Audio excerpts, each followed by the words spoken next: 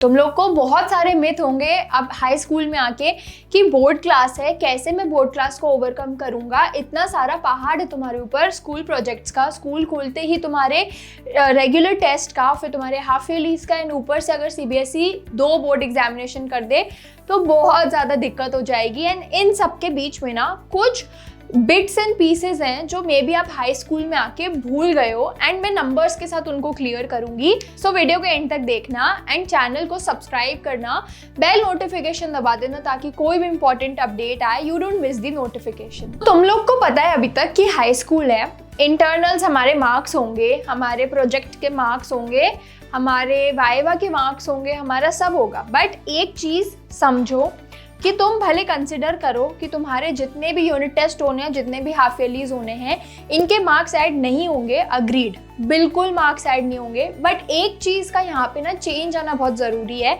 कि तुम अगर इन एग्जाम्स को एज रिविजन लेते चलो, तुम्हारा बहुत सारा सिलेबस कंप्लीट हो जाएगा। मतलब तुम्हें टाइम टेबल बनाने की नीड ही क्यों है जब तुम्हारे पास स्कूल ऑलरेडी टाइम टेबल भेज रहा है। एक एक दिन का गैप स्कूल देता है, उसी पहले तुम अपनी सेल्फ स्टडी करके गुड टू गो होना, तुम उसके अलावा अपना एड ऑन टाइम टेबल क्यों बनाते हो।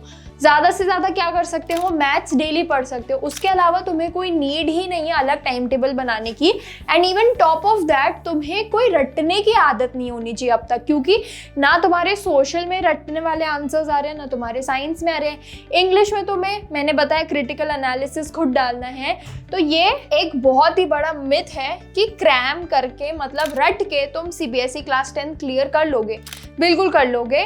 बट अगर तुम समझ के करोगे, तुम्हारा प्रेशर कम होगा, तुम्हारा खुद का ना वेटेज कम होगा, विच आई थिंक तुम्हारे लिए ज़्यादा बेनिफिशियल होगा। ठीक है, नेक्स्ट चीज़ क्या है कि ये तुम्हारा एक अकेला साल नहीं है, ये तुम्हारे 3 साल मिला के, तुम्हारा 10th बोर्ड क्लास तो होगा ही होगा, उसके बाद तुम्हारी होगी 11th एंड फिर होगा तुम्हारा 12th, मतलब तुम्हारी मेन क्लास जिसके बेसिस पे तुम्हें कॉलेज एडमिशन मिलेगा। जो बेस, जो नींव तुम इस क्लास में रखोगे, वही तुम्हारी हर क्लास में जाती जाएगी, है ना। इज इन दिस क्लियर कि जो तुम्हारा बेस इस क्लास में सेट होगा वही वो आगे जाएगा।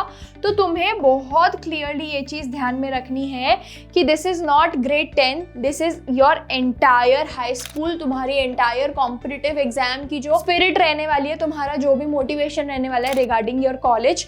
एंड लास्टली, हैंड राइटिंग पे मार्क्स बोर्ड्स में नहीं मिलते। बहुत ज़्यादा अब रिजल्ट आया तो ये चीज़ क्वेश्चन बन गई कि क्या हैंड राइटिंग अच्छी होनी चाहिए। नहीं, 3 चीज़ों का ध्यान रखो। Your hand writing should be legible होनी चाहिए, मतलब रीडेबल होनी चाहिए। इसके बाद तुम्हारे पास एक आदत होनी चाहिए कि तुम रफ डायग्राम बनाओ, स्केल पेंसिल से भी मत बनाओ, बिल्कुल एक रफली डायग्राम बना दो।